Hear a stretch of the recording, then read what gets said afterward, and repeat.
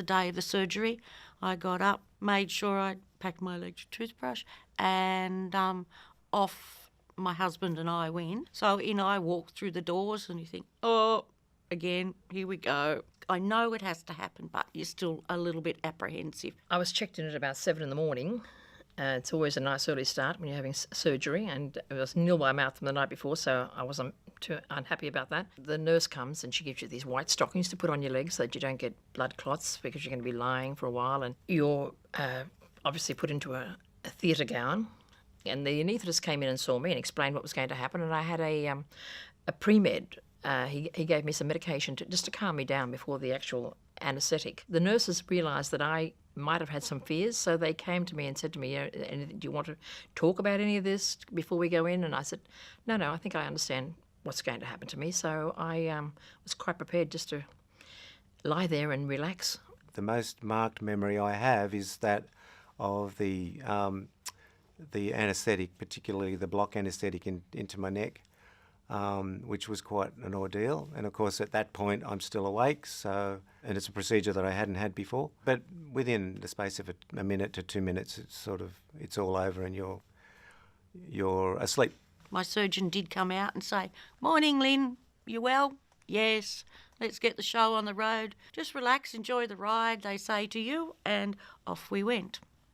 You get to the door and that sort of thinking, oh dear, okay, we're right now.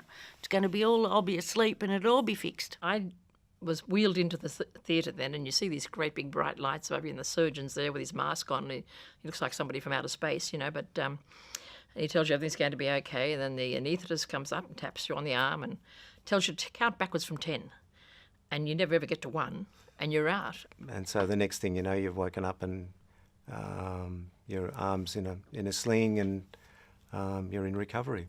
So it was pretty quick, really. With my shoulder replacement, they'd had a bag of ice on it because you do get a little bit of swelling, and then they had this tube with a block in it, and the block takes all the pain away. So basically you've got no pain when you wake up. Groggy, but no pain. And then it feels heavy because you've actually got an ice pack on it and you've got your sling on. Because he's put a foreign body in your arm, which is your replacement, they give you, I think it's 24 hours of IV antibiotics as a safeguard. And it's more the tubes that slow you down. The next day, you're up, you're having a shower, and then they put you onto an oral pain relief, which they just come and they give you routinely.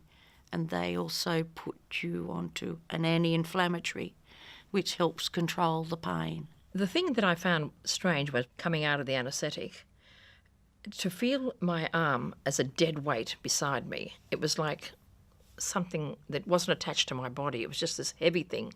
It was the weirdest feeling of that arm just being completely dead. The positive thing from that was that there was no pain during that time, and that's about the only thing that took me by surprise after the operation. For the first 24 hours, I didn't really feel much in the way of pain. Lots of ice, like ice packs on my shoulders. And then as the pain came on, I was on painkillers, I think fairly strong painkillers for the first 5 days. But I felt pretty good after 3 days, and the doctor said I could stay there for 5 days, but I think after 3 days I was happy to go home and continue my recovery at home.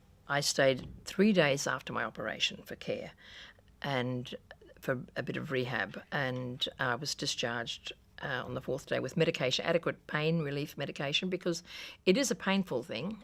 The shoulder is quite painful, very painful, so you do need adequate pain relief. They obviously came and they made appointments for me to come in and see the physiotherapist and see the surgeon at certain periods of time. They made arrangements for that for me before I left the hospital. Your surgeon comes and he comes and inspects you and says, "Yes, Lynn, you're going really, really well.